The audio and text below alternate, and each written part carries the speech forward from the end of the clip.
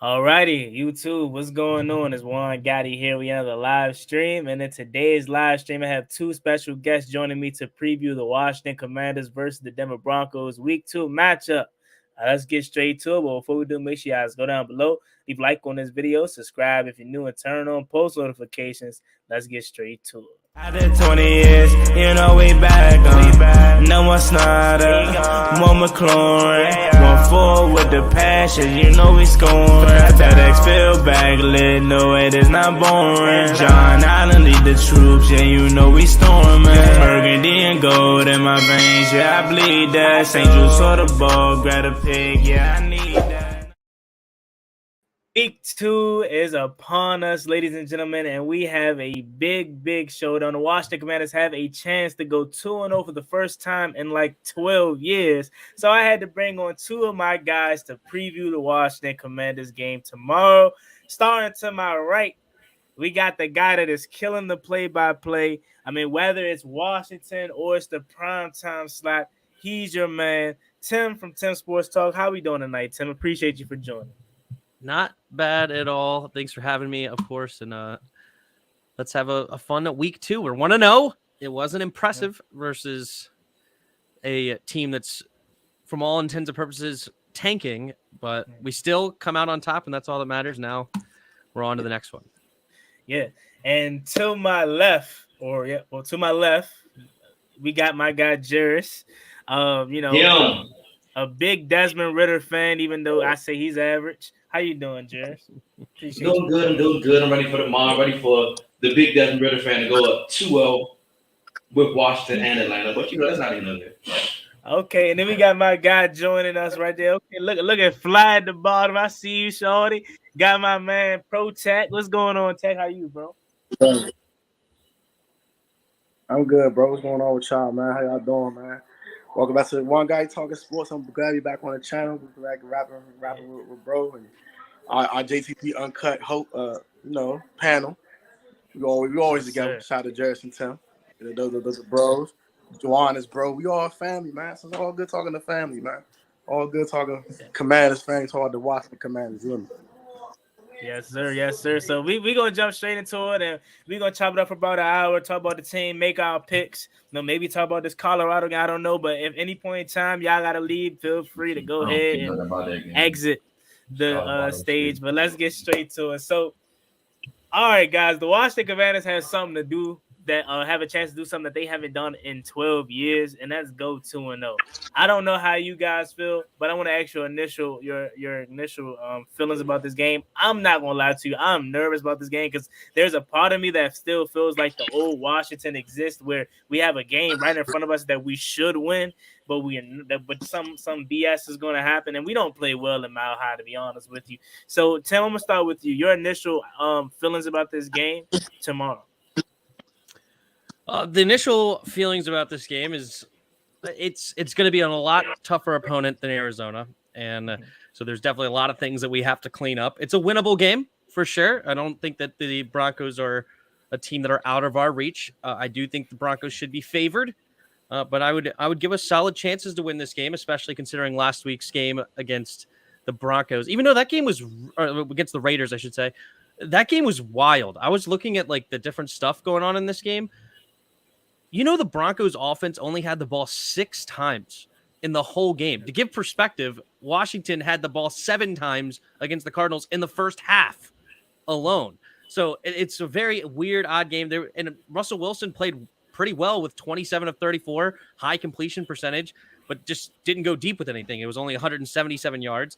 So the offense is this game is a very weird one to really build anything off of, because the offenses were doing solid, but they didn't get the ball enough to do anything with it. And then a lot of penalties, 20 penalties in this game, but 10 for each team. So it's not like one side got more favored penalties or anything like that. And the Broncos definitely got some fortunate calls with the roughing the kicker to keep a drive alive, like some face masks to extend drives.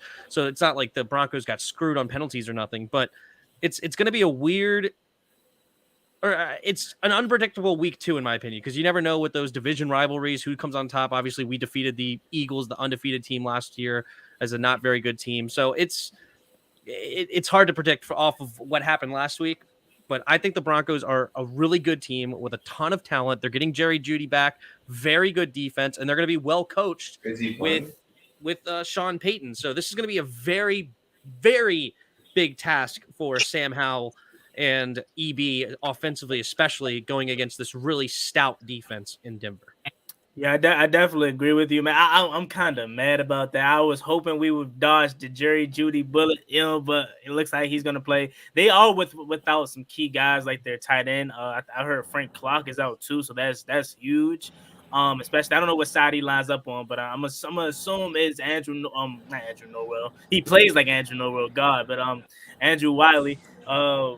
We dodged that bullet, but we're gonna have to deal with Jerry Jeudy tomorrow. My boy St. Juice, wherever he go, he's gonna lock him up. He played 100% of the snaps last week, which I was excited about because I mean that just shows you he's healthy. But all right, Jared, talk to me your initial opinion and feeling going into this game tomorrow. Well, I didn't know Judy was playing, so that changes my perspective. Considering the fact that 4 times to go against 2, but at least 4 doesn't start, so I guess that helps. But I'm not worried about Denver. I'm worried about Denver. We're gonna go in there now. I don't know as far as this little altitude crap or whatever the case, but I think we played them last year, or was it the year before that one where we was down there? I think it was 2021. They played Teddy Bridgewater. So we've been up there before. Hal hasn't, so that's interesting. We'll see how he, does. Everybody else has, so I think it'd be easy for everybody else other than him. But I ain't worried about Denver. I ain't worried about them. They still trying to figure things out. We get them early on. But it seems like, to me, Russell Wilson's still getting his feet wet.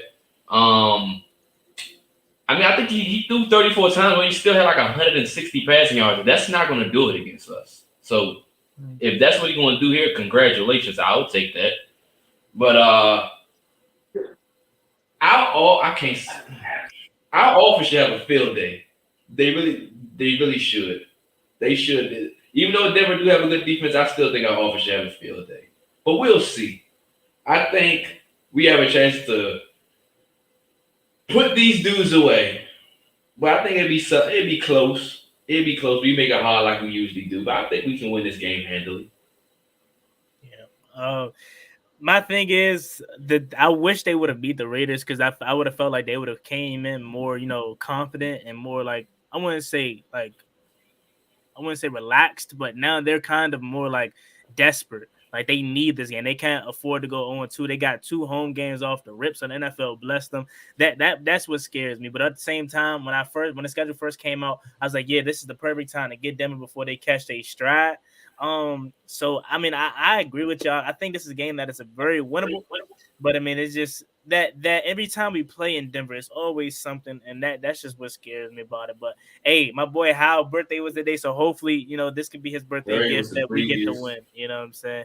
But all right, ProTech, talk to me, man. Your initial reaction to this game tomorrow. I think this is going to be a much more defensive struggle than people give it credit for. I do think that this game is going to be nip and tuck, kind of tug and pull type of ball game. I think their defense is going to not completely handle our offense, but they'll contain them to a certain extent. I think our defense is going to be on Russell Wilson's behind. They're going to be on him like white on rice. Chase Young makes his debut. I want to see what he's going to do. I'm very intrigued. Not a hater, Jarris. Not a hater, okay? Back to the point here. I think this is going to be a defensive struggle. I think it's going to be a defensive game. 2017, 17, 14, one of those nip and tuck defensive struggles where we got to grind out a victory. I think the run game going to be huge. I'll be able to keep that Broncos offense off the field. When we get in the red zone, field goals don't win games, touchdowns do, as Louis T would say. And we're going to have to win a nip and tuck defensive struggle. I think it's going to be one of the low scoring games tomorrow. But I think we can definitely beat them. I think them was winnable. We caught them at the perfect time. Week 2, they stride yet. Just getting Jerry Jeudy back. We don't know how he about to look. I think it's a winnable football game. You got to go out there and execute. Yeah, I mean, and you pointed to basically your whole opinion on this. Basically what Eric Bieniemy likes to say. We got to find a way to drag our tail across the finish line tomorrow. And I could definitely see it being that kind of game. But you brought it up. Chase Young is making his debut. Yo. Again, I mean, I don't have to reiterate this because people know, but I don't think nobody in this fan base hates Chase Young. I just think we're more so realist and we keep it 100 opposed to just being fanboys about Chase Young.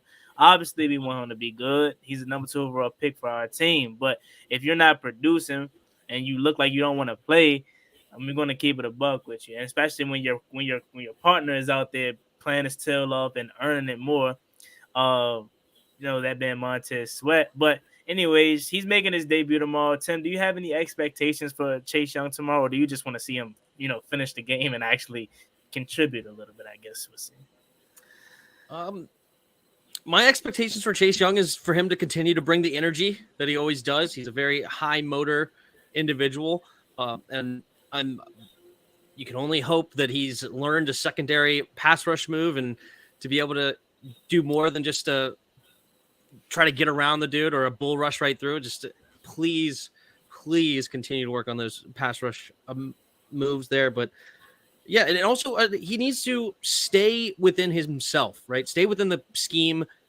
Don't try to do too much because we've seen him get out of place a whole ton and then end up giving huge plays up at the worst moments. Like I'm thinking of that Saquon Barkley one where he completely avoided his gap. And this was a few years ago. I think maybe even his rookie year. And it just Saquon got out loose and just absolutely exploded for a huge play. So there's times like that he tries to do too much. Hopefully he just plays his role. We have a really good defensive line. If all 4 dudes just do their thing, they can absolutely destroy this Broncos offensive line, right? And so just hold your gap, win your one-on-one matchups, get after the quarterback. And as far as expectations, no, I have no expectations. I have no clue what he's going to look like right now. And please just don't get nicked up yet again. We don't need him to miss any more time. Yeah, definitely. Jairus, talk to me.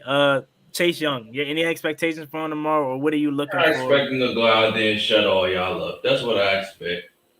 I expect him to go out there, ball out, and the whole fan base hop right on that bandwagon again. That's exactly what I expect. That's exactly what's going to happen. I'm on record saying it right here, right now. He's going to go out there. He's going to wreak havoc. Then the whole fan base is going to hop right back on him again as if they was down with him from day one, which they're not.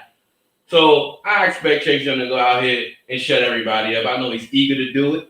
You do it against a team like the Broncos, who's kind of respected in a sense because now Sean Payton is there. You do it against Russell Wilson. You actually do it against a real team, and I take nothing away from Tez. But he's going to go out there, he's going to ball out and shut everybody up, and then everybody's going to be back on the bandwagon. That's what I'm expecting to see tomorrow from Chase. Just a reminder, Jairus was the first Chase Young hater, okay? He could act like he was always riding with Chase Young the entire time. But he was the very first hater on Chase Young his rookie season. Everybody else was talking about defensive rookie of the year, so hyped about him. He's just doing great. Jairus said, nope, he's not good, that he had a bad game in the playoffs, and he was super down on Chase. Good. I was mad. Now he's on the Chase bandwagon. This noggin does not forget what happened in the past. All right. Love Chase. Never giving up on him. I mean, again, like I keep reiterating, I wouldn't say people are off the bandwagon. Yes, they are. No. I just think I'm not going to let y'all do it. No, ain't no letting nobody do it. It's just more we're real. Okay, we're real. If a guy, that's all I'm saying. Since he's tore his ACL, he's had a total of 1.5 sacks. I don't have to pick and I understand it.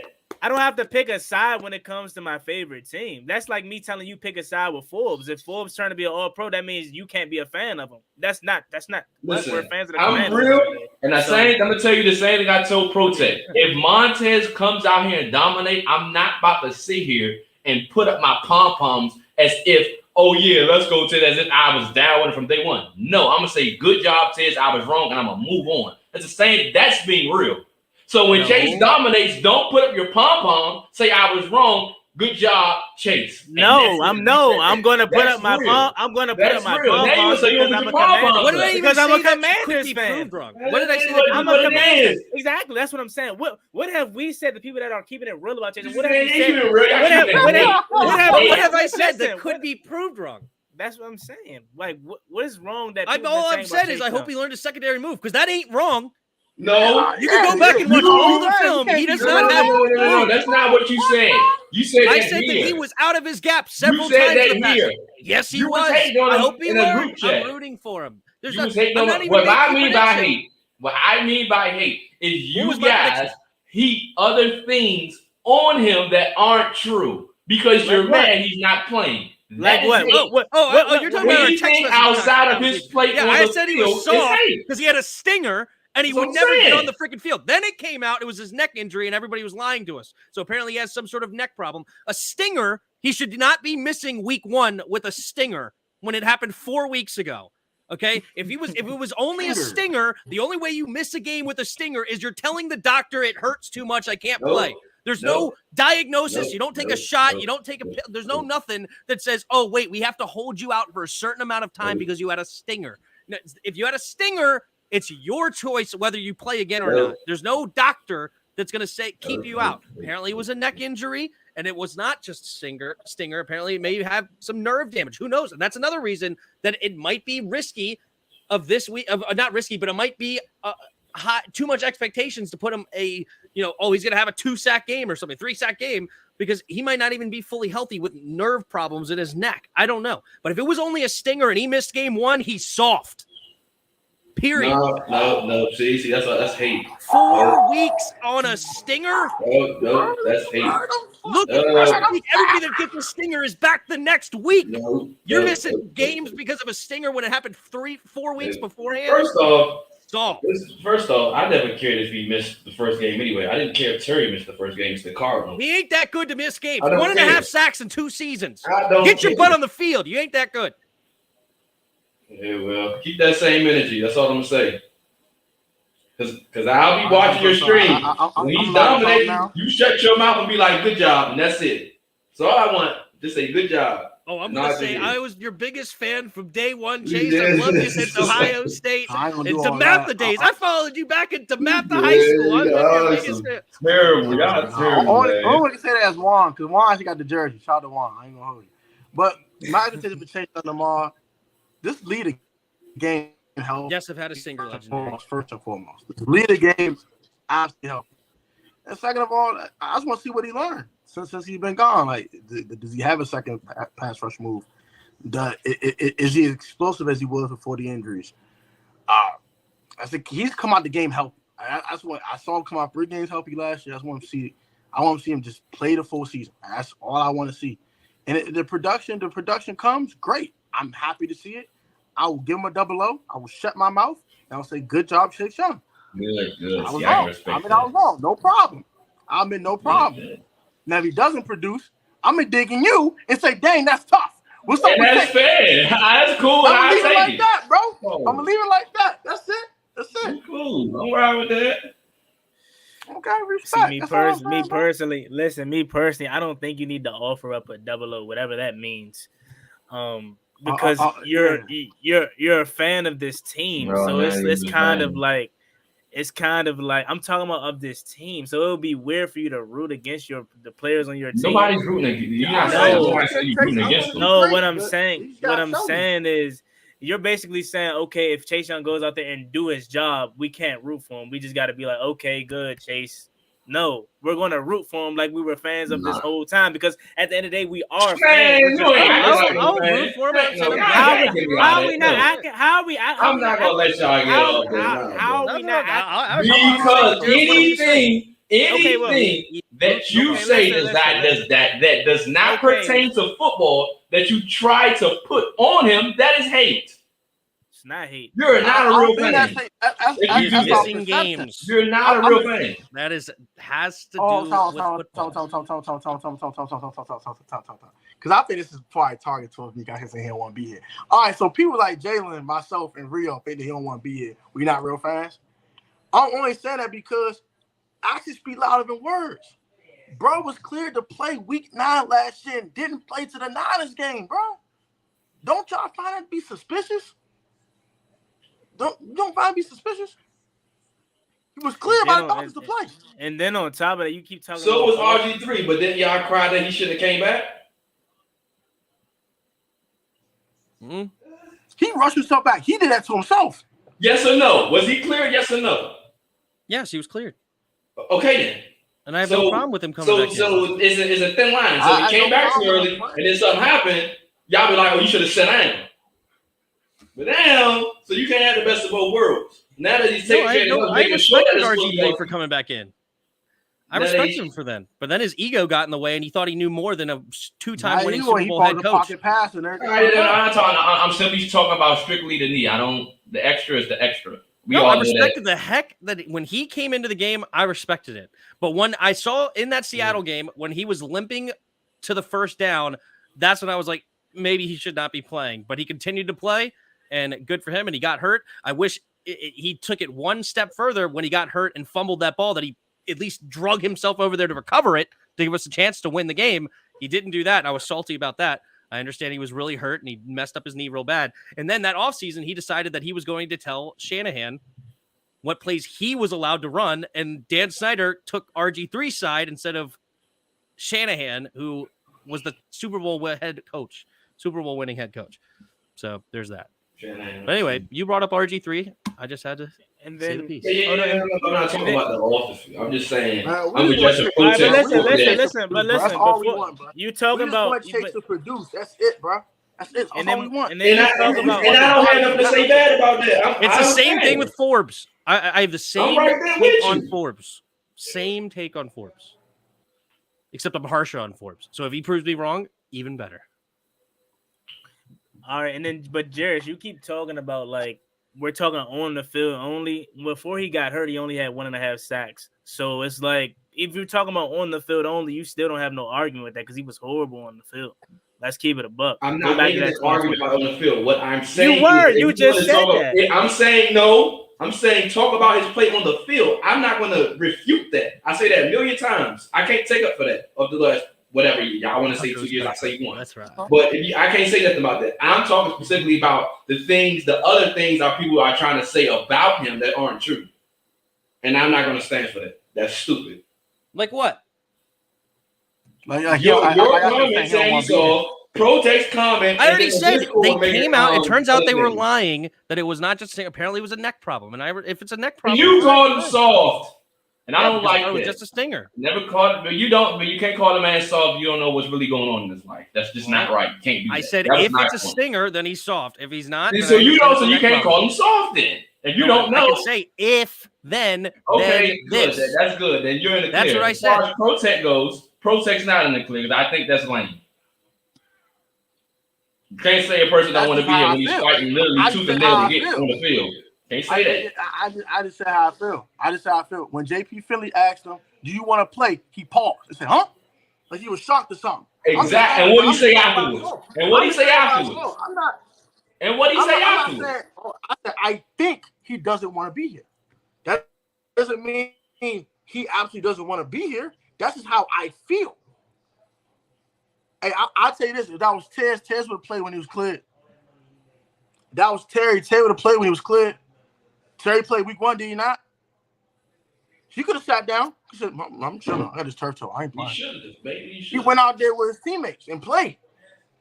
I'm just saying, I'm just comparing his actions to the other actions of other players on our team that are high-profile players. That's it. That's it. If that was Cam, and we all love Cam, Cam would have played if he was injured off the ACL tear and said he was clear week 9. He'll go on that field against the Vikings in week 9. You don't know that. Oh, we see Cam come back from injuries, and as soon as he's cleared, he played.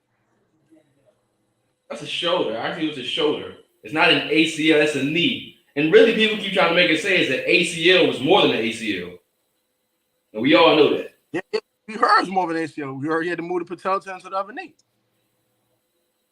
We heard the surgery was more complicated than usual. I'm not denying that it was cleared by the doctors to play and waited a whole month and a half to play. I find that suspicious. That's just how I feel. He wasn't okay. But that's the thing. This is what I'm saying. You as a fan looking at it, he can't win. He wouldn't even be able to win because if he came back week 9 and did something to him, you'd be like, oh, he should have sat out then. He should have waited a little bit longer. They shouldn't have cleared him. They shouldn't. So you can't really get mad at him for waiting. If he wasn't ready and he didn't feel right, then he wouldn't feel right. I mean, what you want me to say? You can't get mad at a man for making sure that his health right. I don't hate Chase. I want him anything, to produce. I want him to show me. Put it this way. That's all I want. That's all I want. Man, all right, cool. All right, just say that. But that's literally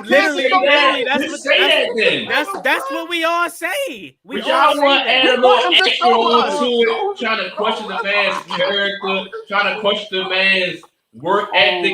That's lame. I want that man to produce, man. That's it, bro.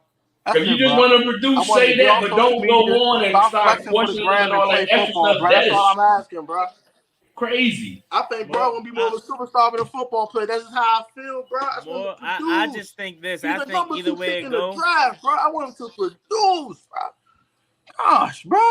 I'm not trying to hate on Chase, bro. I'm not. Really not, bro. I just want to produce, bro. That's it, bro. I think either way it goes, on the sidelines chilling. I want him to produce. That's it, bro. This is just how I feel, and hopefully I'm wrong. But I just think either way it goes, even if Chase Young goes out and have 12.5 sacks, he's not re-signing with Washington. I'll stand on that. I don't think he's going to re-sign with the Commanders. I think he's probably going to go to Pittsburgh or somewhere, Baltimore. But I don't think he's going to be here. But again, like I said, I say this every time I make a Chase Young video. I have 2 of his jerseys. Why would I buy a person's jersey twice that I hate or don't want to root for? I say it because I'm a real fan. I give both perspectives instead of just being a fanboy, So, again, I want Chase Young to produce, but if he's not producing, then we have a problem. Number 2 overall pick, you're this generational guy coming out of Ohio State, and you haven't shown that. So, want Chase Young to produce, and hopefully he does that. Now, let's go ahead and move on to I'll start with Protech on this. Give me some of your keys to victory for this game tomorrow, if you have any. I'll give you 5 of them real quick. Number 1, I think we need to contain Russell Wilson in the pocket. I don't need him running around and making all these crazy plays. I don't think he's a runner anymore, but he's more like a stall and try to run around to throw. Improviser. I don't need no broken plays. So I need him to stay in the pocket. Number 1, first and foremost. Number 2, we can't let him have a run game. We can't let him have a crutch. Can't let these boys run the football and go play action and make it easy for them. Make it tough for them. Force them to throw. Put them in 2nd and longs, 3rd and longs. Make them throw the football. Make them go empty. Make them throw. And Russell Wilson beat you with his arm, tip your cap. That's completely fine. No cap intended. Number 3 for me, offensively, how he's to play a clean game, bro. Turnovers are no. No. Can't turn the ball over this week. This game going to be too low scoring for you to turn the ball over.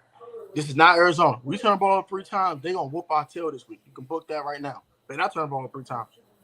Gibson, don't be out here coughing it up. We can't be having that either. No coughing it up, no interceptions, a clean football game. Number 4, I think offensively, we got to feed Terry the football, bro. He had 4 targets last week. That's pathetic. That's dead wrong, bro. That's a travesty, my boy. Like, he's Terry freaking McLaurin. Give him the football, bro. What is wrong with y'all? This man should be having 10+ targets every week, minimum, period. That should be it should be ingratiated in the game plan. It should be ingratiated to the game plan immediately. I don't care how you give it to him, a hitch, a slant, a screen. I don't care. Give him the football early and often. I don't care. I love Hahn. I love Cole Turner. I love Curtis Samuel. I love these other weapons we have. But it starts with, I think right now, for us, we probably got to go back to our roots in 2020. It was a run-oriented team that threw to 17. Start with that. Run the ball to create balance and get the ball to 17, and then everything else should open up for everyone else. And I think my final key, honestly speaking, is Ron Rivera to stay the heck out the way, let these coordinators coach. Because Sean Payton's a much better coach than you, buddy. Sorry, I'm not a big Sean Payton guy, but he's a better coach than Ron Rivera. We're going to call it a spade a spade. And those are my keys to victory, man. And we can take care of those 4 things, we beat them tomorrow. Period. I ain't gonna let you get away with the Ron slander. Ron ain't do nothing yet. He been chilling. My boy Ron ain't do nothing yet. All right, until he mess up, we ain't gonna I slander had to Ron troll. this I year. had to got troll. 3 years of My apologies, Ron. I had to troll. Nah, Ron. Forgive me, bro. I'm I just had playing. to, I'm bro. just It was joking. too funny. It was too funny. Nah, I'm just messing around. But now I do agree with that. But I will say this though, right? And y'all know I love Terry, man. I love Terry, as we all do. But I've been saying this, and I know a lot of other people see it. Sam Howell's connection with Jahan Dawson seems to be much better. And tomorrow, Jahan Dawson is going to be matched up with Damari Mathis. Okay. I like that matchup more than I like Terry versus Surtain, especially Terry. Maybe he's not 100%. I think he probably is, but maybe you never know dealing with Turf Toe. Still think Terry is capable of winning that matchup. That's not what I'm saying. But with a better rapport with Jahan Dawson going up against Damari Mathis, I might say this high take. Jahan might go over 100 Damar in a touchdown or something, you know? So I think we should take advantage of that matchup for sure. But other than that, I definitely agree. Tim, take it away. Any keys that you have, or if you want to, address to Protex, take it away. Keys to victory. We have to protect our tackles. Chip, use tight ends, do something to protect our tackles. We have to. That's a good one, Tim. I like that one. Yeah, because our offensive line is not very good, and we gave up 6 sacks to a terrible, terrible defense. And it was well coached defense, but the talent is not there, and yet we still gave up 6 sacks. And it's only going to get continuously harder against the defensive fronts that we face. I think it's also on Sam though. Sam got to get the ball out of his hand, so he can't be just patting the ball forever, even like Carolina or something. So I will say, yeah. I mean, I know that Jarris sees like he can just run away from a dude that's full speed at him out of nowhere. He thinks he's Lamar Jackson or something. Sam Howell is. I mean, there was times that the offensive line just collapsed. The 2 plays that I referred to was clearly his fault. He clearly could have just ran. Yeah, I know. He clearly could have ran. There was not a guy just running full speed at him. Clear. And he's supposed to do the and AI. If you couldn't see that, I don't know what you were looking at. Yeah, there's a big gap to the right side, but there's a dude barreling down with them Did he stand there like a statue, or could he have ran? Yes or no? As a QB, isn't it parking awareness? Ain't you supposed to notice it coming? It's clearly collapsing. Nick Why Gates was supposed to pick up that block, and he didn't. So he thought it was going to have Nick Gates blocking him, so he didn't escape the pocket just out of nowhere. Aren't you not supposed to fill the pocket? Yes or no? On that pace. Is he supposed to fill the pocket? Why we make this more complex? He thought he had a pocket. Are we thinking and feeling is 2 different things. Are we talking about the way we had the free rusher coming right at him, and Nick Gates he was like, "Oh, look at this right side of the offensive line; it's wide open. Why didn't he run that way? Come on, he's looking at his receiver that he thinks he's going to throw the You're ball waiting, and then he's expecting Nick Gates to actually come and block his man, and instead, nobody comes to block the man, and then there's no shot when you have a dude that these defensive linemen run 4.5s and full speed already, and Sam Howell's standing there ready to throw. He's not going to escape him, but it doesn't matter. Anyway, nonetheless, feel it. Sam Howell, sure, you could blame him on certain plays, That's especially I know there was one in the preseason that was definitely his fault. He hung out way too long, but Wiley got destroyed off one. Sadiq Charles apparently got tripped up by Brian Robinson. There was no way that Sam Howell's expecting to just get ran over when his dude's clearly blocking him. Nick Gates just refused to block somebody on one, went the wrong way. And I'm sure there was other ones that you can go through that the offensive line was just, it is not good. It's not a good offensive line, point blank period. Ron has dismantled it since he's gotten here. Okay. He has absolutely annihilated the offensive line. Okay. So anyway, we have to protect the offensive line. And a way that you also protect the offensive line is stay with the run to slow down the pass rush so that the pass works more effectively. Maybe you don't pass as much, but the pass should be more effective if you stick with the run. Because I have to say this because I know the run is not going to be effective. That defensive front and the coaching over there in Denver stifles the run. Josh Jacobs only had 2.5 yards a carry. I don't care. You stay with it, and that is how they killed clock and only gave the Broncos 6 drives, stayed with it. Jimmy Garoppolo did his thing, 20 for 26, 200 yards. That's exactly the stat line that I think Sam Howell should have. 20 for 26, 200 yards. I don't need 350 yards this game. Stick with the run, slow down the pass rush, eliminate as many sacks as you possibly can, and that's how the offense is done. Defensively, defensively is going to be. I completely agree with you for sure.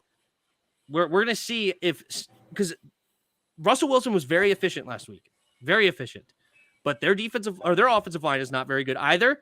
It's going to be a time where we're going to need our defensive line to take over this game, just like they did in Arizona, getting that big forced fumble and making things happen. That's going to be the key there. Destroy that offensive line, and hopefully our back end will hold just long enough to get some pressure, force some turnovers, and we go from there. But offensively, stick with the run, protect the quarterback with chips, the tight ends, everything, and get the ball to our playmakers that we have plethora of, namely Terry McLaurin. Facts. Yeah, I mean, I I definitely feel like this is a game where I know you don't feel really good about establishing the run, but I will say I personally think we need to at least attempt to, because we came out a little too pass heavy the first week, and we tried to establish it a little bit late, and it just didn't work, you know. So I mean, I agree. Our offensive line is terrible. Yeah, I mean, I agree in the sense of like we may not get it done, but I would like to try. I would like to see more Chris Rodriguez too. We had him at fullback. I like that. I liked where we had. Do you guys remember the play where we had like it was a fake speed option to a handoff up the middle to Curtis Samuel? Really didn't do much, but I like the creativity on that run play. So we need to just probably no. The guy that needs to get the ball is Brian Robinson. Okay, well, yeah. That's who needs to do it. Pound the rock, wear down the defense. With the run game too. I like to see reverses. Well, what I get creative with the run game. I agree with that too. I want creativity with the run game. Like I don't want. Yeah, and that's how you get a negative 5-yard play. Duo Rob. You hand it to B-Rob. B-Rob always falls forward, but once or twice, always falls forward. It's huge, and you wear that down that defense. Set up the play action. All that speed over the top. We didn't see a single over the top last week, did we? Well, like a pass. We tried only one to Terry pass interference. We did get the pass interference, so that was the only deep shot all game. Yeah, we really didn't throw deep, which I was a little bit pissed off about too. We have no time to throw deep because the pass rush was getting going crazy. Yeah, I mean, and then he also missed. They said he missed De'Ami Brown on a wide open touchdown. But anyway, the only reason why I was saying we need to find a way to get. Is that one of those he was getting sacked? I just think he flat out. They said he looked at him first down, but De'Ami was wide open. He didn't see him. He hit who for a first down? Jahan. Yeah, he hit Han for a first down. Okay, I'm gonna look that play up. But go ahead. The reason why I was saying we need to find a way to get creative with the run game is because you alluded to the offensive line being poor. So if we can't rely on our run game to open up with just Brian Robinson, we need to find ways to get ball in playmakers' hands, such as a Curtis Samuel, get more Chris Rodriguez in there, and Antonio Gibson. I love Gibby, man. I really do. And I know I get a lot of hate for defending Antonio Gibson. I don't want no more carries for that man. Exclusively a pass catcher. No more. No mas. There's no reason that Antonio Gibson should be getting the ball when Brian Robinson only has 4 carries in the first half. That's like fine. Give Gibby the ball after 9 carries for Brian Robinson. But anyway, sorry. No, you're good. So I mean, I agree with that. But at least attempt to try to run the ball. Just don't abandon it like you did last week, because I kind of felt like that's where Sam Howell was. He was kind of pressing, and we kind of put it all on his shoulders early. You need to find a way to get some short yardage passes completed, get him comfortable first, hand off the ball to Brian Robinson, get the game grooving before you just put it all on his shoulders. You know what I'm saying? Get him in a rhythm. Yeah, get him in a rhythm. All right, Jarius, give me your keys to victory if you have any, or you can just piggyback off of Tim and Protect. My number one key to victory is throw to 17. That's it. That's literally how you win a game. Even with Patrick Surtain on him, okay. Nobody can guard Terry, so I don't care if it was Deion Sanders. Throw him the ball. That's number one on offense. Nothing else matters on offense if you do not throw to 17. Literally, nothing else will matter. They will shut down everything else. Literally, nothing else will not matter if they do not throw it to that man. That's number one. Number two, continue to limit forward snaps. Now that Jerry Judy's back, continue to let him be the third string cornerback. Good. That's where he seems to be fit in. I mean, Ford did play 65% of snaps last week. I don't think it's good. That's good enough for me. 65, good. Anything more than that, I have an issue. Forbes should have had a pick. He ran. They said he ran the route for the dude. Not Haiti. Not hating, because I know people think I hate Forbes. I don't hate Forbes. It's just 65% of the snaps is good for him. Happy for him. Good. D-line needs to dominate. D-line needs to dominate. And special teams be special teams. Special teams balled out last week. The people just keep forgetting about that. Special teams was out there. Tress Way was out there balling. Reed was out there balling. Special teams, do your job. Notice how he didn't say Cam Cheeseman, who has been horrible, but continue. That's it. That's all I got. Special teams, Tress Way, continue to do you, Reed, continue to ball out. We're going to be in good shape. I will forever remember we traded up for Cameron Cheeseman. My thing is just I don't know what did he change? Like last year he was literally fine. I don't know what it is about him, but yeah, special teams was amazing. I mean, Tressway punt, him and Jeremy Reeves are the only people that can get me excited about special teams. That punt was absolutely amazing, and that actually helped us big time. But yeah, I mean, going into Denver, we definitely need special teams is key. And like I said, Cam Cheeseman, I don't want to jinx him, but I feel like if he doesn't, one more key, bro. Go ahead. My fault, bro. One last key is first to 20 wins a game. I think so low scoring. I think first to 20 wins. That's it. Well, I mean, as a Denver fan said, he was like, "Hey, look, if you score 20 on us, we're gonna lose because they can't score 20 points." So basically, whoever, like you said, whoever gets 20 wins. But yeah, I feel like it's gonna be huge on this game, and I don't want to jinx this, but I feel like if Cam Cheeseman doesn't lock in, bro, one of these games this season, he's gonna, because I mean, Tress Way literally has to be, I don't know, he's like this or he's like this, digging the dirt. And then Joey Sly still banging it home. Joey Sly, hell of a guy for continuing to just work through the motion without getting interrupted. So special teams is huge. That's probably my favorite key that you said, because I'm a little concerned about that. But yeah, defensive line. Do the Broncos have any notable offensive linemen? I don't see nobody. I'm looking at them, and they don't really have nobody that like stands out. You know, they added Mike McKinstry. I think this offseason. The one guy that's actually decent. Their offensive line's not that good. Is Garrett Bowles. I wouldn't like the glitchy. Garrett Bowles. Yeah. What in the world was Sam Howell looking at? Garrett Bowles. That's what I. Or the pick Xavier Collins. Don't ask the question. No, the freaking De'Ami Brown is like unbelievably open. Open, right? Open, right? Maybe he saw that right? I guess he saw that the DB, like the corner's hips were open. That looked like he was about to go deep. Stay with De'Ami. I guess that's what he saw, and he got off of him too early. Gotcha.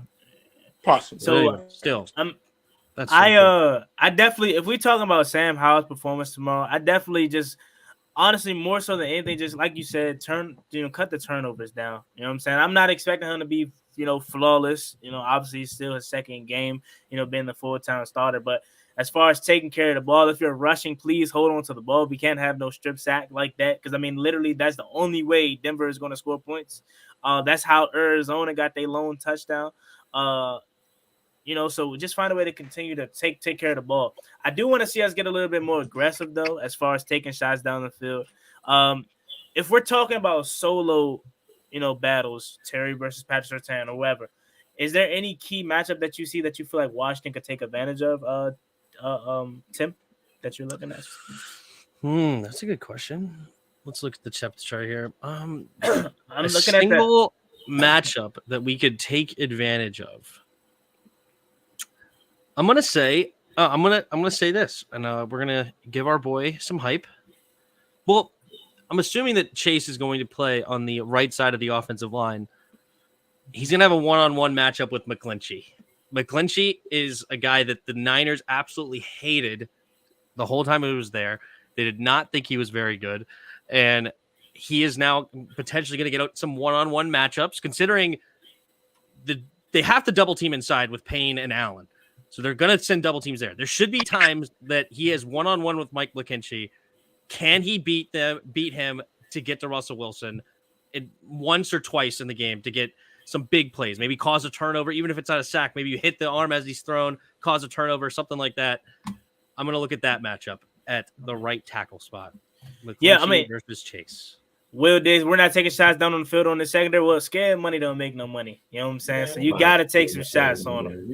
You know, you got to try at least. You got to – don't just let that – that's one thing that I don't like is we cannot go into games, fearing people's – like, for example, their secondary and just let it be that. Oh, we fear you, so we're not even going to try. Make them show you not to do that. Make Patrick Surtain make a play to be like, we're not going to do that no more. You got to at least try. But then – I'm going to disagree for the most part. So?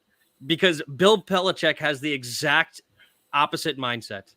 He'll go against the team with the best rush defense, and he will throw the ball 15 straight times to start the game. He will have a team with a great pass defense and run the ball the entire time, right? I mean, he saw the play with even think about that game against Buffalo last year. That was like horrible weather, and he literally ran the ball the entire game. And I think they won, didn't they? Didn't they win that ugly one against Buffalo? Was that Bailey Zappi? He came in and I think it was Mac Jones or maybe it was that, but he literally threw the ball 3 times the entire game. Looked like a stat line from 1954. Yeah, I do remember that game. I don't know. I think Bailey Zappi came in versus the Bears. So it's the exact opposite thing.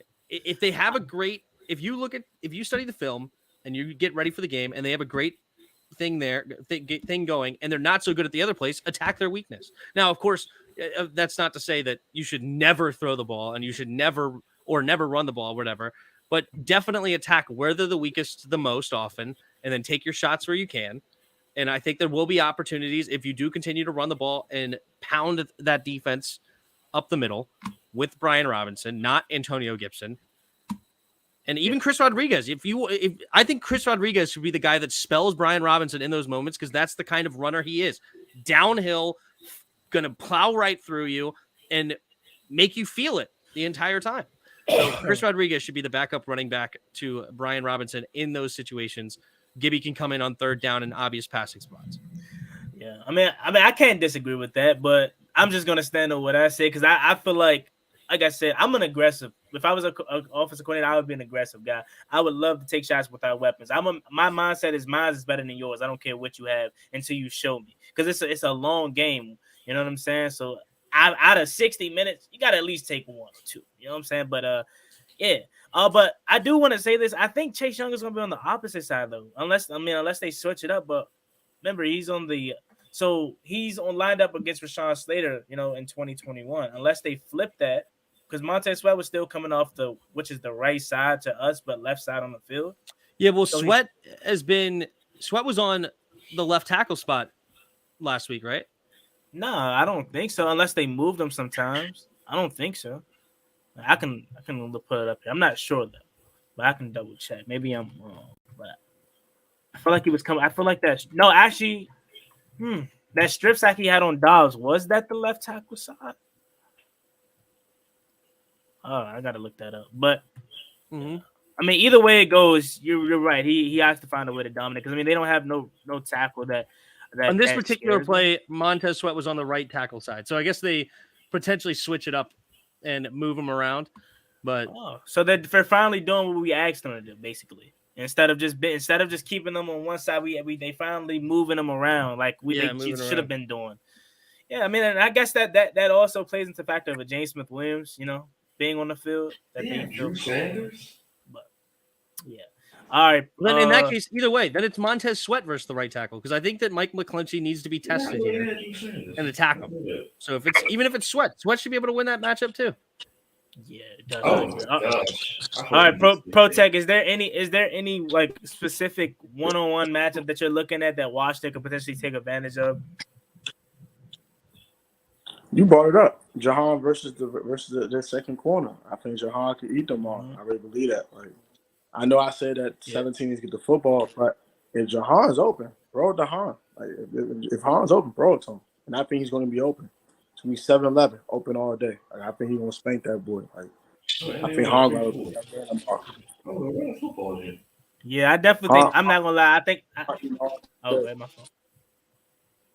I've been floating around with this hot take. I've been floating around with it. I'm gonna just go ahead and say it. I think Jahan Dawson's gonna go over 100 yards and a touchdown tomorrow. I don't know if that's super hot, but considering the fact that their rapport is really good and they're going up against a backup, well not backup, but the opposite corner, I think Jahan's gonna have a big day. Jarris, you've been quiet. You got any specific matchup you're looking for that you think Washington could take advantage of? If Fabian Moreau gets on the field, because that's the name that I keep seeing. If some way, somehow he can find his way on the field, go to him every time. Fabian Moreau, go to him every time. Anything. Go to Fabian Moreau. Yeah, that's my matchup that I can find on him right Dude, now. if Patrick Surtain is never not on Terry, that should be check, go ball. I think he's going to travel. I think it's going to be a lot of man coverage this game, one-on-one, and that plays perfectly until our ends. A lot of one-on-one. I doubt they do anything more than man. Patrick Surtain's going to travel. Yeah, okay. Well, I mean, all right, let's get to coaching performances. I'll start with Jarris on this one.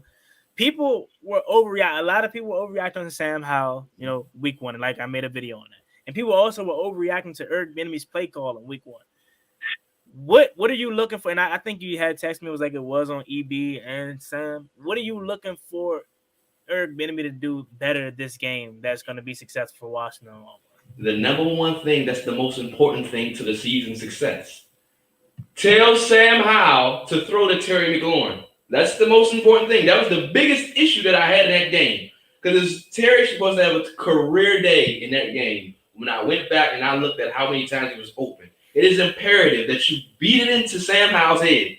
Throw to 17. It is imperative that you get the ball to your big horse, his hands. And that's the number one thing. That's the only thing that I care about. That's the biggest thing. It's the most important thing.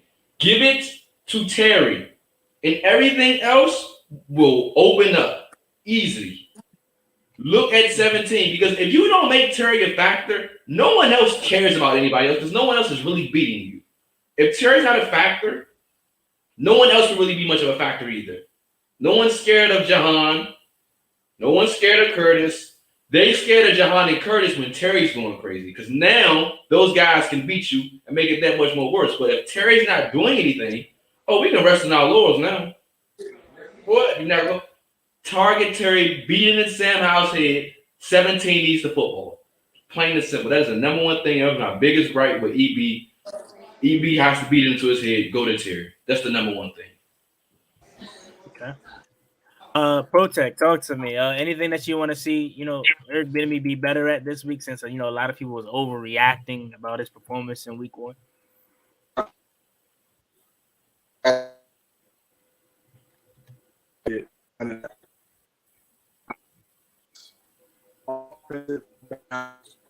That's it. Must be balanced offensively. I want to see more of the run game. I want to see more creativity. The run game opens up Bears. So yeah, run the ball more. Run the ball more. Go play action. Keep it simple. Okay. Yeah. All right, Tim. First of all, how did you feel about Eric Bieniemy's performance in week one? Like I said, a lot of people overreacting. And I know you watched the film, so your overall opinion on week one, and what would you like to see him do better? And again, keep in mind he's going up against a more talented secondary, as you mentioned, and defense overall. So, no, I actually did not get a chance to watch the film this week. I had I was out of town for work, so I did not get to watch the film. But as far as what I felt like during the game, I felt like everybody else, where it was definitely extremely pass happy early, especially against a team that I don't think is very good up front or very good defensively in general. Like you look at like the Eagles game last night or 2 nights ago against the Vikings, they were extremely pass happy early. Pressure was coming. Hurts was actually rattled. He ended up throwing a pick. When they actually got going in the run game, they just ended up running it down their throat and it was over. Brian Robinson only having 4 carries in the first half when we have the ball 7 times is egregious. Egregious. And I think he ended up with a decent amount of carries by the end, but at that point we were running the ball out. I think he had like 7 carries in the final 2 drives or something like that. That should come way. Yeah, he ended up having 19 carries on the game, but only 4 in the first half. You have to get the ball to B-Rob more. That's just inexcusable to me, especially against a bad team like Arizona, because that's who he is. That's what Brian Robinson is. He's a guy that you hand the ball off. He wears down the defense. He is a form of Derrick Henry. He's a form of Marshawn Lynch in those similar veins. But instead, we just continued to throw the ball over and over and over again when Howe was clearly under pressure, clearly being overwhelmed. And I thought that was something that EB was a little bit slow to act on. And I just think we should have had more against a team like Arizona. I really do. And there was more on the table. I understand Sam Howell left more on the table, and we had a lot of fumbles, right? We had two or three fumbles. So we had three turnovers. Yeah, 3 turnovers. And I think we had another one later that was called back or something. I can't remember now. But anyway, doesn't matter. I mean, there wasn't Terry fumbled, but he didn't fumble. He was kind of down. So that would have been a third one.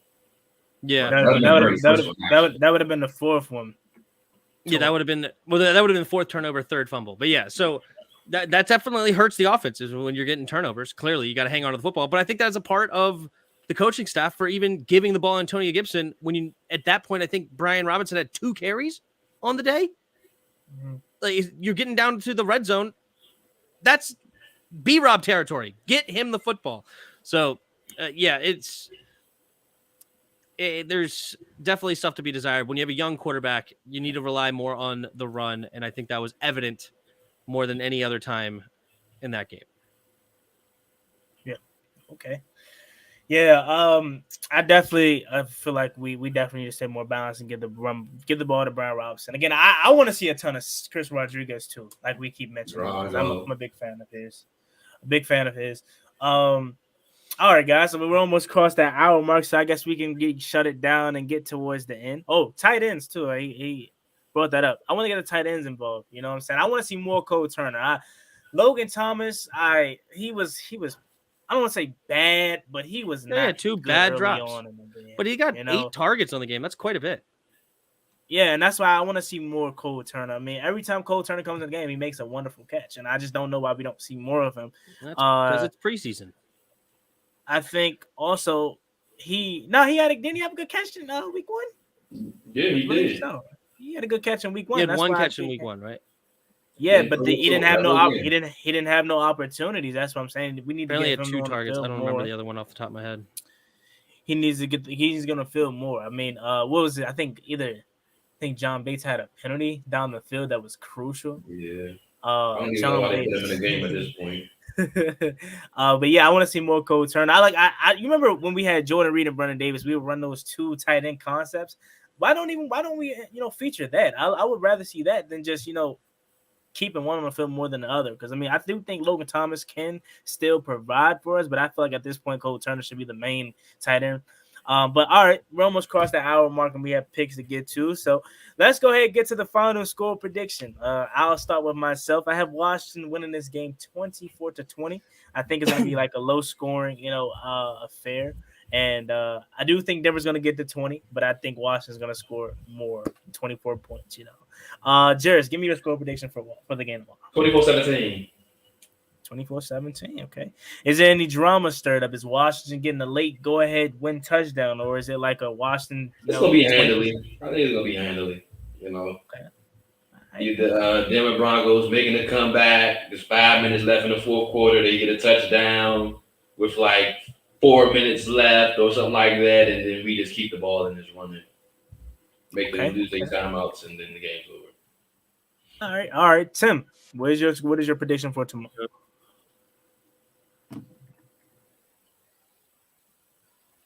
24-16 Broncos. Ooh. Okay.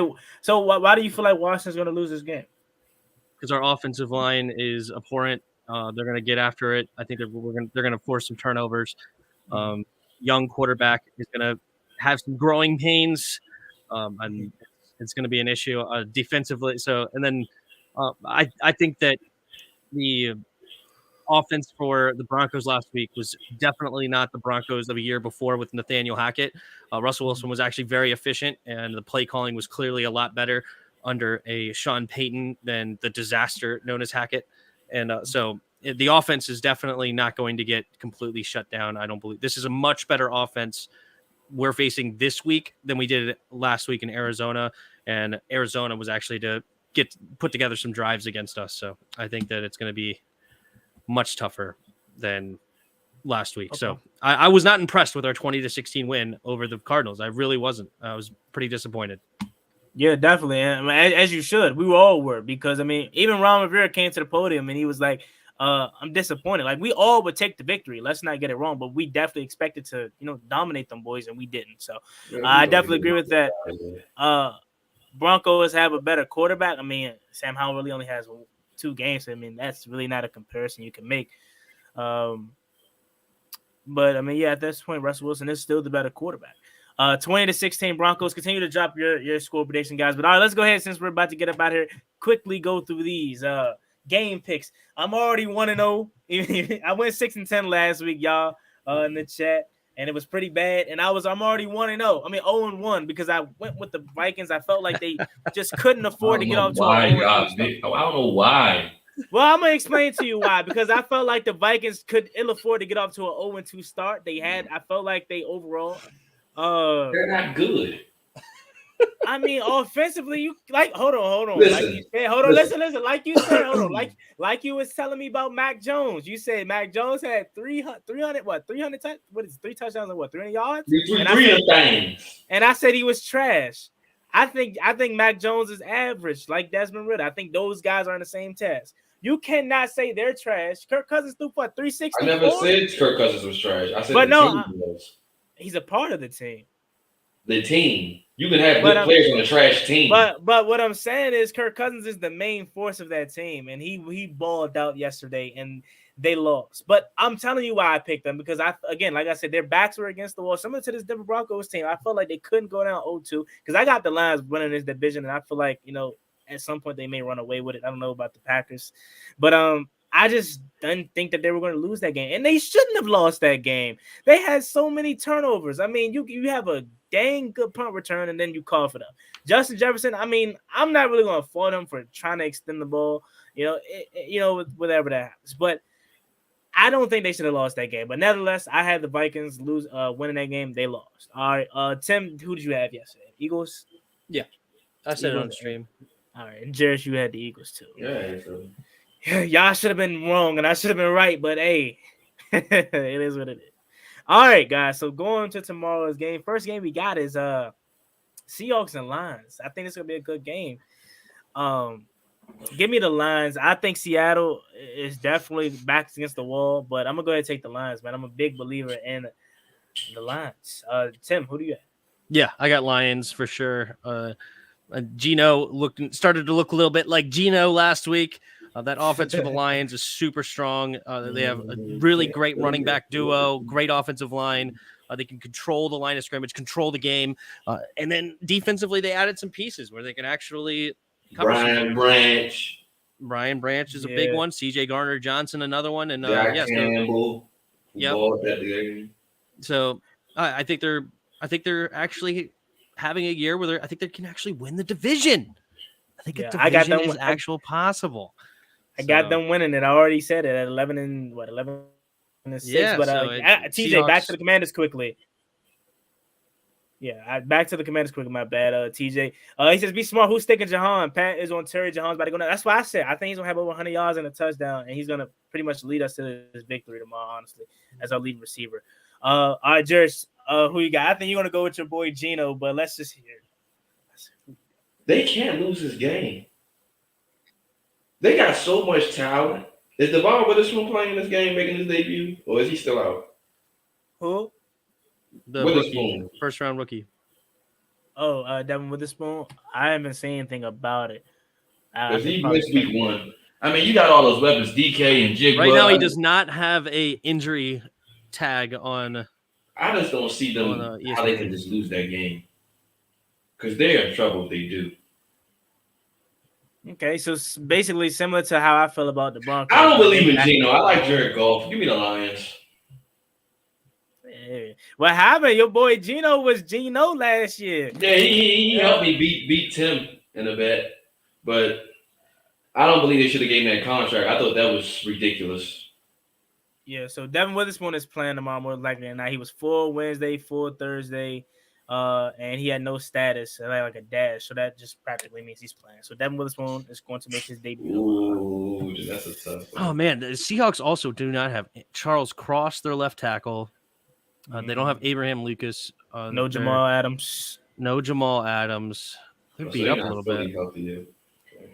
Jeez, Jamal Adams hurt already, or is this from last year? It says out still listed My on his man thing. Maul. Yes, I'm saying he was out last week too, so he's still battling from the injury last season, or is this something new? I'm not sure. I did not watch this game at all. So I just went the week when he was out last week too. So dang, Jamal. What do we got next game? All right, Lions. So next game we got let's go ahead and go over. We got the Ravens Bengals. Another game where I feel like a team is back against the wall. Another game where I feel like teams back against the wall and they can ill afford to lose. I'm gonna go ahead and go with the Bengals, man. I think Joe Burrow about to throw for 400. Nah. I think he gonna go crazy this game. Every time he has a horrible game, he bounces back. I think Jamar Chase gonna have like 2, maybe 3. I think they're gonna go crazy tomorrow. I think so. In a shootout though, I don't think they're gonna blow the Ravens out. I think it's gonna be a high scoring affair, like a 34-30, something real high. So give me the Bengals. Jared, who you got? I got the Bengals. The Ravens, their injury bug is just not right. J.K. Dobbins out for the year again. I don't know if Marlon Humphrey's back yet. Their whole secondary seems to be depleted. They still working in Odell. Mark Andrews still, he missed the game week 1. So I just got the Bengals. Bengals more healthy right now. Yeah, no kidding. They don't have Ronnie Stanley or Tyler Linderbaum on their offensive line, and then they don't have Marcus Williams or Marlon Humphrey in their secondary. So, and also Tyus Bowers is hurt. I know he's had some good games for them in the past. So, yeah, I'm going with the Bengals to bounce back at home, taking on the division rival, but it's gonna be tough. Let's say 24-17. The Ravens are, oh my God. I kind of feel bad. Every year it's always that. But I mean, Tyler Linderbaum, no Ronnie Stanley, no Marcus Williams. Sheesh. Yeah. So Bengals. All right. Next game we got the Bears at the Buccaneers. I'm gonna go ahead and take the Bucs, man. I'm not gonna say I was on the Justin Fields train, but I wanted to believe in him so bad. I think I'm gave up on trying to believe in Justin Fields, man. I just feel like he's a running back at this point. So give me the Buccaneers. Tim, who do you got? I'll be different. I'll take the Bears. Bears in a bounce back. And I think Tampa Bay is a little bit of a fluke, so that they won last week. I knew they was gonna win. And I'm taking. I'll take the upset. I'll take the Bears. Talented team. I don't know why people just think they're trash all the way. But I think that's only because a lot of people don't believe in Baker Mayfield no more. The quarterback. That's fair. Now they're talented. You've been the biggest Bucs hater for the last 4 years. They still got Mike Evans. They still got Chris Godwin, and their defense isn't bad. They're average, but they're good enough to win you a couple games. That's why I picked them against the Vikings, because the Vikings had nothing outside of the receiving core, literally. But Jamal Adams still in the league. I'm taking the Bears too, and I'm not giving up on Justin Fields. People give up on QBs too early for no apparent reason, as if that's stupid. Broncos will wear white. Okay, so we got a Broncos fan in here. Wear white for the first time, so we're gonna wear burgundy then, right? Tomorrow, if they're wearing white, we have to. Yeah, we're wearing burgundy. All right. Well, I mean, the reason why I'm kind of just off the train I was never really like a bandwagon or anything like that, or like a huge fan, but I just he hasn't impressed me as far as his arm. Like, obviously, we know he's a really good runner of the football, but I mean, the guy just doesn't look ready. I mean, it's hard to impress somebody with your arm when you don't have nothing to throw to or nothing to protect you. DJ Moore now. Just that we made it. I made the excuse for him last 2 years, but I mean, you got weapons now. He don't have one this year, but it's just one game. All right, we'll see. Give me the Bucks. Next up, we got Chiefs Jaguars. I think a lot of people feel like this is going to be a really good game. Ooh. I think the Chiefs are going to run away with this thing. I think it's going to start out fair, start out pretty good, and I think that since the Chiefs, getting Travis Kelce back, getting Chris Jones back, then they're going to end up running away with this thing. It's probably like 27 to, I'll say 17. Give me the Chiefs. Tim, who you got? Oh, man. Do the Chiefs go 0-2 traveling to Florida? That'll really spark up something with the EB. Give it to me. Give me the Jacksonville Yeah, Jaguars. Okay. Take it. And then Pat Mahomes, 0-2, facing adversity, really comes spark back, it. gets MVP. That'll really spark it. They go 0-2. They go, yep, and we win. go They 2-0. They go 0-2. Is it really Eric Bieniemy? They gonna start that again. They gonna really start it. We go 2-0. They go 0-2. Is Brandon Scherff playing? Because if he's playing, Chris Jones is an afterthought. Is he playing? Because he missed week 1. If Brandon's playing, Chris Jones is irrelevant. Isn't it crazy? I want to say I kind of forgot about Brandon Scherff since he left here. Ain't gonna lie. I'll tell you 1 second. 1001. Brandon Scherff right now is listed as questionable. So And he did not practice on Monday. He was limited on Tuesday or Thursday and Friday. So I think we know Brandon Scherff enough to tell. I got the Jaguars. All right, so I'm alone. Because they still because the Chiefs, if that dude didn't fumble that ball in the playoffs, the Chiefs would be sitting at home. So give me the Jags. The Jags want to come back for something. They want some revenge. With Calvin Ridley, can't nobody check Calvin Ridley. Okay. All right. Next we got Packers Falcons. Ooh, this is a tough one for me. I know what Jared said. Just have Jared go first. Jared, go ahead. Take it away. Atlanta don't get them out of there. I ain't worried about Green Bay. Oh, and they at home. Hey, I kind of wish this was a 4:00 game. I got Packers. Packers in a blowout. Packers in a blowout. What time is it? 1? Yeah, 31-13. Yeah. Yes, at 1. I got 10 on it. I'll be in I got 10 on it. Okay, you can do that. I got 10 on it. You can do Okay, that. 10 on that. All right. In a blowout fashion, the Packers are going to go. No, wait, I don't have 10 on blowout. I have 10 on Packers. No, I know that. I was just adding a little bit of storyline to it. I know it's a straight up win bet, not a blowout bet, but I was adding a little bit of spice. Tim has them storming into Mercedes-Benz Stadium, where it's gonna be like 2 Falcons fans and like 1 million Packers fans. Because Falcons fans don't exist. Apparently, that beautiful stadium that they never fill up. And they're gonna blow them out. What score we got though in the blowout? 38-10. 31-13. Does Desmond Ridder have a terrible day, or is it not his fault? Yeah, Desmond Ridder has 2 picks. Ooh, okay. All right, I'm gonna go ahead and take the Packers, man. I don't know. Bijan Robinson, man, he is good, but I don't think he's enough by himself to just have them single-handedly win. So I'm gonna go ahead and take the Packers. How'd you like Drake London with 0 catches? I mean, that was more so Arthur Smith's fault. 0. I mean, I wasn't mad because I understand the offense. So I wasn't mad and I get it. But that's not going to happen this week. I'm going to go ahead and take the Packers. I think if Jordan Love has yet another game like he did last week, then I'll become I won't say believer, but I'll start to be like, okay, Jordan Love is probably their franchise guy. All right, next game we got Raiders at the Bills. This is a game right here where I think it's going to be a complete blowout. Josh Raiders, Allen, right? Jimmy G throws 5 touchdowns, 413 yards. I think you're talking about Josh Allen, right? That's what Josh Allen's going to do, right?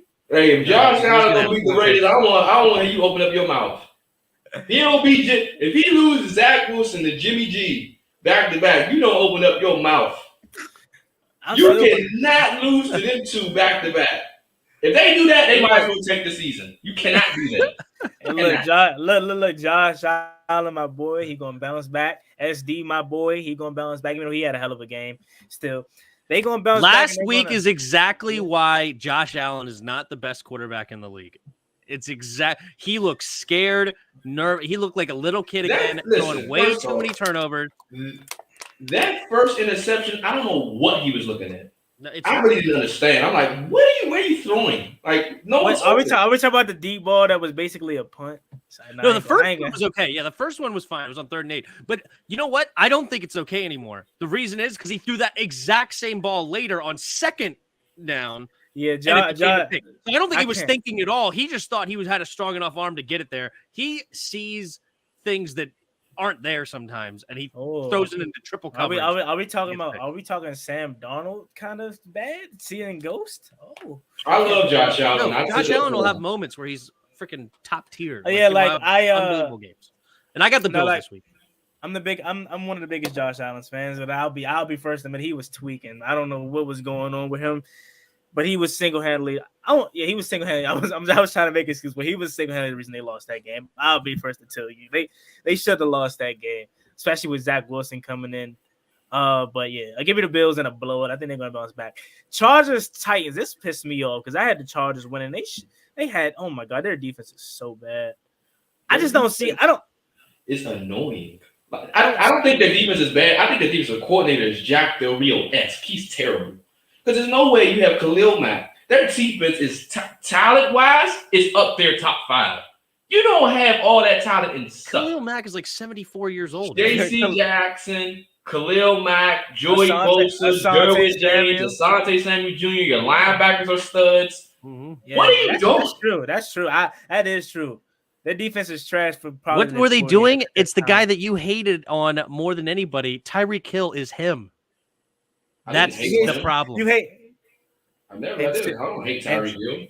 Oh, you've been a big hater of Tyreek. No, and apparently he can't catch. He's a part of the scheme. It's Andy Reid. Yeah, and you first off, and you act like Tua isn't his QB. Tua's not even on the same planet as Mahomes. Tua's not a bad quarterback. Have you seen Tua? Have you seen Tua? Tua's mid.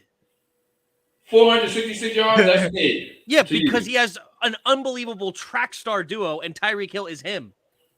If you actually watch the game, he's throwing in coverage, pinpoint accuracy to Tyreek Hill on some of those plays. Tyreek Hill is making it happen. I guess you just forget that. You know why? Because he can catch. Okay. Jarris, is Tyreek Hill a Hall of Famer? He can catch, but he finished top 3 in drops. It's none of my business. Yeah, he can catch. But top 3 in drops. Top 3 in drops. Is Tyreek Hill a Hall of Famer? Yeah, he is. Of course. Okay. I just want to make sure. Because Tim said you hated him, so I just want to make sure we had that. All right. So I think we can all take the Chargers on this one. I just don't think the Titans are going to muster any points enough to keep up with the Chargers. Man, listen, Tennessee, you can say what you want about it. They're going to be in every game. They're never going to get blown out because that's just how they're placed with Derrick Henry. And D-Hop had a good game last week. Hopefully he plays this week. Well, their quarterback is Ryan Tannehill. That's the problem. Ryan Tannehill's terrible. He's terrible. Where's Ryan Levis, man? But it's not like you got anything behind him because apparently Malik Willis is your second string, so you might as well continue on with Ryan Tannehill. But he 3 interceptions last week. Where's the guy that put mayonnaise in his coffee? What? He ain't ready yet. That's who we're looking for. Yeah, Will Levis puts mayonnaise in his coffee. All right, next game. But you didn't know that? Next game. If you keep going on this, I'm leaving. Next game. Wow. Oh my god, I didn't know that. All right, so Chargers. I'm embarrassed. I called for his name. Herbo is him. And he's definitely. No, we all picked the Chargers. Move on to the next game. All right, next game we got 49ers and Rams. Go to Niners.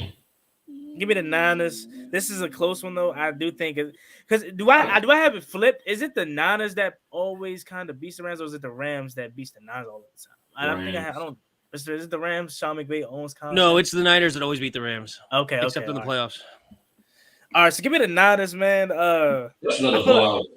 I feel like Brandon Ayuk is finally starting to get the respect that he deserves. He is a dog, and he showed that last week. I've been saying he's better than Debo, but that's none of my business. Brandon Ayuk is him. All right, give me the Niners. Clean sweep again. I think I might have this. I don't know if this is hot, but I'm gonna go ahead and say it. Giants Cardinals. I'm kind of leaning towards the Cardinals. I'm not. Go ahead. Take those Cardinals. I got 10 on the Giants. Let's go. Come on. I don't know. Send the money. Send the money. You don't know. They're gonna handle the Cardinals. Yeah. No. Why do y'all think that though? $10. But listen, this is why I'm saying it though. The Giants. I don't know. I feel like the bro, it was one game. That's not who they really are. Yeah, give me the money. Go ahead. $10. You take the Cardinals. That's not who they really are. I don't know, man. Should I be ballsy? Is that too much money? All right, let's go 20. Should I be ballsy here and take the Cardinals? I think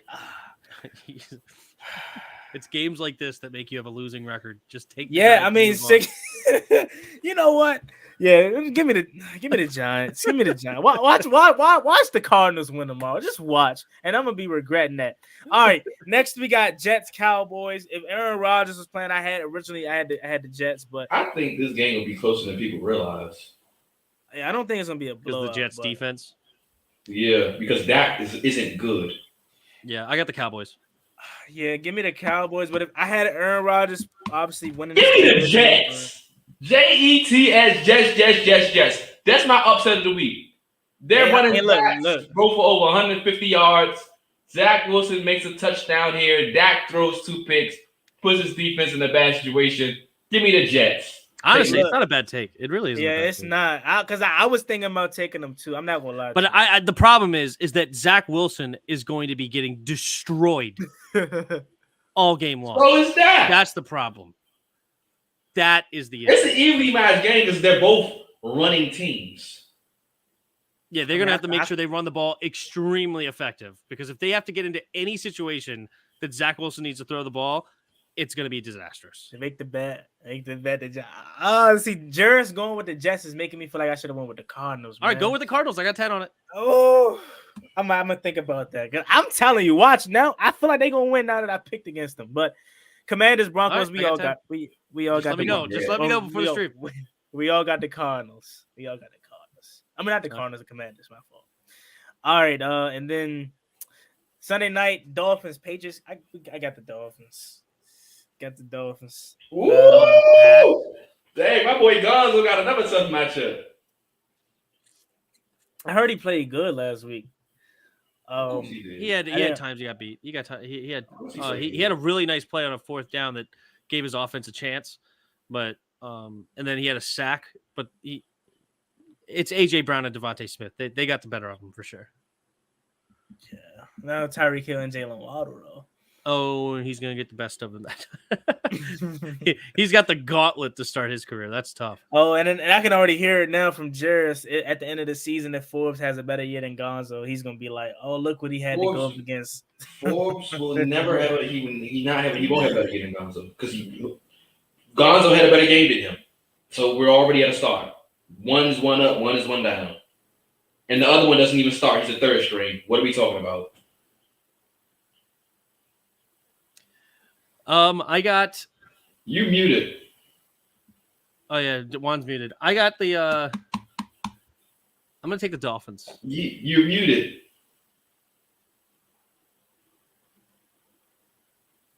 Part of me wants to pick the Patriots, but I'm not gonna do it. I'm just gonna stay true. Give me the Dolphins. Give me. Dude, I want Mac attack. We have a double header on Monday night. Yeah, Mac Jones is. I want Mac attack. I think Mac is just average, bro. Like I feel like the starter should be Bailey Zapp. Tom Brady 2.0. Who? Zapp. And I just don't. Mac Jones. I just feel like it pissed me off because they. You know what? I'm gonna take the Patriots. The Eagles should have lost that game. Their defense gave the Patriots defense gave them too many chances, and Mac Jones sold it. I know he had 3 touchdowns. Is legit. I know he had 3 touchdowns or whatever, but when it mattered most, he didn't get it done. Mac Jones. Mac Jones gonna go out there. He gonna shut you up. And he gonna shut the other hate up on the side of you. I feel like you be thinking. That's 2 upsets for me. I feel like you think I be hating when it be real though. It's not real. You do. Like same with Desmond Ritter. You just own it, Juan. We're haters. We haters. You think? Like, all right. Okay. So you think? All right. Mac is whack. Give me the Dolphins. Okay. Give me the Dolphins. Give me the Dolphins.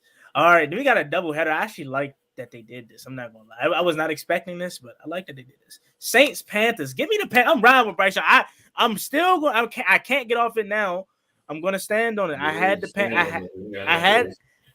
Panthers winning the NFC South at the beginning of the year. I'm gonna still stand on that. Give me Bryce Young. Give me Bryce Young and the Panthers, man. They at home. They gonna bounce back. Bryce Young gonna show why he was number 1 overall pick.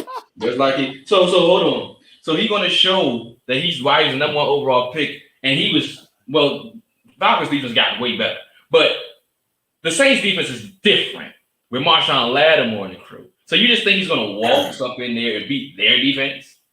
Yeah. He threw 2 picks last week, by the way, with Jesse Bates. Jesse Bates is him. But he threw 2 picks. You think Tyrann Mathieu going to get his hand on one?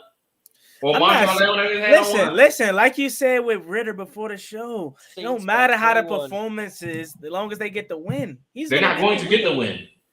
I got them winning the game. Okay? Now, listen, their defense, Panthers' defense is nice. Now, J.C. Horn, the injury bug seems to keep plaguing him. And the Saints' offense is trash. Who would take Chris Olave? The Saints' offense is not trash. They only mustered 17 points in the first game, right? Or whatever. It's just week I don't know 1. what happened. All right. What happened? Who's checking Chris Olave? Who's giving Chris Olave the ball? Michael Thomas. Who's stopping Shaheed Rashid in my starting lineup right now? And who's stopping Adam Thielen at 35 years old? Who's stopping him? Come on, you Come on. Panthers Did Adam Thielen have a catch last week? Panthers taking for Williams. I'm not even kidding. Did Adam Thielen even have a catch? Wait, what, Jers? That is horrible. I can't let you. Panthers taking for Williams. You think they just oh my god. Didn't they trade up? So they didn't got their account no more. They just traded up for Brown. They just traded up for Bryce Young. You think they're tanking for Caleb Williams? That is Thank for Caleb. Tank. So you don't like Bryce Young? You think he's horrible? No, I think he's okay. So I'm pretty sure you had Stroud over him then, if that's the case. Yeah, I know Stroud was better than him. I mean, neither of them are actually. I think they're starting quarterbacks. I just don't think they're where everybody else trying to make them out to be, which you can clearly see early on. But it's still early. He ain't had DJ Chalk, who I like. Terrence Marshall's good, but he don't get the opportunity. He's kind of like De'Ami Brown. He's good, but they don't give him the ball. Miles Sanders is good. Yeah, you still gotta get these guys. You gotta give them some time. I'm not saying, but I just think they're starting QBs. That's it. Chuba Hubbard's good. Oh my God, they got what that defense is nice. Neither of them was worthy of trading up for, but yeah, but I don't think they. Where were they at 10? I don't think even if they weren't worth trading up for, didn't see Bryce Young getting the 10. But yeah, give me the Panthers, man. I got the Panthers. Got them. They're gonna win. They're gonna win. I don't have faith in that Saints offense. I'm not big on Derek Carr no more, bro. He's average. A lot of people felt like you really about to start off 0-3, bro, and you picked them to really win the South. Are you crazy? Because I didn't think they were gonna start off 0-3. I feel like they're gonna have an up and down season up until the point. Because I more so picked them because I feel like the rest of the NFC South wasn't gonna be good either. That's why there was one team that was clearly better than the rest of the NFC South, and that's the Saints. They added a very competent quarterback in Derek Carr, and they have a ton of talent. I felt like the Saints and the Panthers would come down to the Saints and Panthers. I didn't think they were going to run away with the division. I felt like it was going to come down to the Saints and the Panthers for the NFC South. And let me say this: I felt like they're going to have an up and down year up until this November 19th Cowboys game. I feel like they're going to beat the Cowboys and they're going to go on to finish the season and make the playoff push. That's how I had it. Okay, so let me ask you this: let me know where you see the first win. Saints, Seattle, Vikings, Detroit, Dolphins. That's their next 5. I got the Saints. I got them beating the Saints. I got them beating Seattle. I got them. Secondary. I got them. Dude, this defense is nasty in New Orleans. I got them beating Seattle. Paulson, Adebo, Marcus May, Tyler Matthew. They're not beating any things. And then you get a Bryce Young, CJ Stroud. I think the Panthers can beat them. They literally might go like 2-15. They're not. Nah. I ain't gonna lie. They got the Colts. I'm still gonna ride with them. The Bears, the Dallas, Tennessee. They literally have, like Tim said, 2 wins on here. Maybe 3. Isn't it crazy? Isn't it crazy after 1 week, Anthony Richardson seems more polished than both of these guys, and he was quote unquote not day one ready. Just side note. That's I mean, he has a better offensive line, I mean, I'm just saying they say he wasn't day one ready, and he has a better team. And he's about to get Jonathan Taylor back soon. So, but yeah, I think they'll beat the Saints Monday night. I think they'll beat Seattle. They're gonna lose. You're hoping. You don't think you're just hoping. Nah, I just felt like they had the. Dang, they scheduled. They schedule it. I That's just a didn't. bad First pick. of all, nah. I mean, I just didn't. I picked them because I just don't have the rest of faith in the South. I feel like the South as a division is going to be bad. Saints I went think 8-9 last year, but they didn't have a quarterback. I Who think was the their Saints quarterback are last year? Taysom Hill and Jameis Matt Winston. Corral. Exactly. I They just got don't have. Winston. All right, look. I just feel like the Saints are like, I don't know. Derek Carr is mid. Yeah, that's why I picked them. I didn't pick them because I feel like the Panthers had this crazy team. I just feel like the rest of the division isn't gonna be good. No, we talking about this, and the Bucks can mess around. So no, the Bucks ain't going nowhere. Baker Mayfield had one They had game. Dalton all year last year. Oh, and Andy Terrible. Dalton, right? Yeah, I forgot about Dalton pretty much played all year. Hey, don't be playing with Red Rifle. Red Rifle. Yikes. He has been Red Rifle since like Hey, 2014. the Red Rifle used to be nice in Cincinnati. I'm AJ Green. All right, last game, Browns Steelers. This is another game where I feel like the Steelers is a team that cannot, and they're at home again. They can't afford to get out to. I gotta take Pittsburgh. Right? Give me the Browns. The gonna Browns go got Brown- a nasty team too. I'm gonna go Browns too, but I just feel like the Steelers. I don't see them getting off to an 0-2 start. But then again, give me They the need to Browns. fire their offensive coordinator. Matt He's Scott Canada or Turner. whatever. I think he's just worse than the Scott best Turner. guy. I think he's worse than Scott Turner. I ain't gonna lie. Man, there is so much talent on this freaking Browns team. It's nuts. Yeah, give me the What are Browns. the Steelers? Holy smokes. Give me the Browns. JPJ had a good game last week too. Even though they got thrashed, he still had a good game. Yeah, I mean, I was actually thinking about taking the Steelers, but they're just not. The Browns are dangerous this year. They're so dangerous. Yeah. I kind of slept on. I'm not gonna say I slept. Yeah, I slept on the Browns. Because I feel like the Bengals are gonna win. I feel like the Bengals are still gonna win the North. But Adding Zadarius Oh, no. Smith was amazing. That was Yeah, they got amazing. Zadarius Smith and Myles Garrett as their bookend edge rushers. They added Dalvin Thompson on the inside. Tomlinson. They have JOK, Anthony Walker, and Taki as their linebackers. That's really good. And then the secondary is stupid with Newsome, Ward, Delpit. Yep. I mean, good night. This is a squad. And that's just defensively. Nick Chubb is literally. They just lost. I didn't even go to offense. They lost Jack Conklin for the year. That's a huge loss. Losing Jack Conklin definitely sucks, but I like DeJuan Jones. DeJuan Jones is going to be a really good rookie at right tackle. I think he just probably gotta either lose him or Well, we wait. could have had it. He's like what 6'8", and $1 he had million I think pounds. he had If he goes out there and balls, I'm gonna be so irritated. Who's that? DeJuan Jones? Yeah. Yeah, he will. Just wait. Browns OC is trash. Kevin still- Stefanski's not bad. I mean, it's crazy to say, but literally the Browns on paper might be the most talented team in the NFL. Like if Watson comes back to anything like he was in 2019 or whatever it was, like this team is through the roof talented. Yeah. Ooh, that's tough.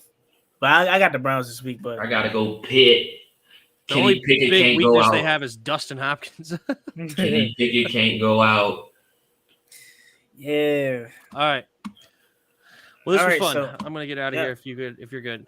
But you can close it out. I'm about to close it out right now. So I'm looking for a bounce back week, and that's gonna happen.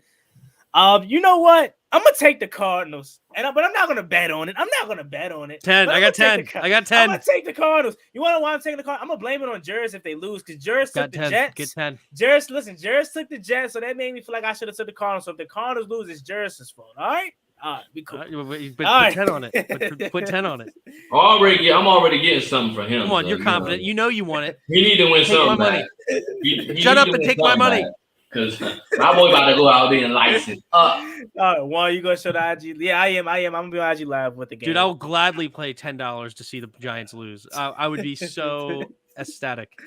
But I'm not quite confident. I'm not. You're not. But they're gonna win. All right.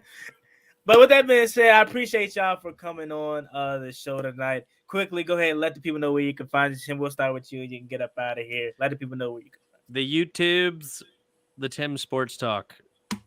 Yes. Come find me. The Tim's Sports Talk will be live pretty much all day tomorrow because they've decided to schedule Washington at 4 o'clock instead of 1 o'clock. Like, what game are you streaming? Whatever game. There's going to be one of two games available. Let's see. Let me look at my YouTube TV, and I will let you know which one it is going to be. Because it's one of two games probably that they offer, and so I'm not paying for special services to watch something. So whatever they give me here, let's see. Maybe we'll decide here together. You guys tell me which one I should watch that's on TV. Watch it be like Colts and Texans, which isn't Colts bad. Texans. Oh no. I think it's Baltimore. I think we get their games. Yeah, probably Baltimore. Ooh, Baltimore, Cincinnati. That's a great game. I should definitely pick that one. I like that a lot. Yeah, if that's the game, I'm definitely watching that one because I don't even know what other game I'd be more interested in. Right? Chiefs Jags is cool. That's more than cool. That's a good point. Compared to, yeah, everybody got to be more competitive. I got Packers, Falcons, or Baltimore, Cincinnati. So yeah, I'm definitely watching Baltimore, Cincinnati, 1 o'clock. All right, bet. Okay, so Falcons and what's the name's on TV? On this one on Fox. Oh, thank you. Go ahead and find Tim over there streaming the games tomorrow. You know, I'll be streaming the Commanders. That's an extra. I just made me an extra 10. You know, an extra cool 10. No, you're gonna pay me. I feel good. I finally, I got me cool 10 off, Rip. Hey, Jairus, I want you to text me every time Green Bay scores, and just let me know. Yes, sir. And then Commander says, good seeing you, Jairus. Hope you're getting better and to enjoy time away, bro. So shout out to you. And Jairus, take us away. We'll let the people know where they can find you. You know what I'm saying? And right now they can't find me nowhere, but we'll see. I'm thinking. But we'll see. I'm trying to cook up something right now. All he wants to do is argue with me. That's where he has his most fun. But all right, y'all. Appreciate y'all for coming on tonight, and y'all have a blessed one. Looking for a bounce back week 2. And then y'all enjoy the games tomorrow. And hail to the Commanders. Peace. See.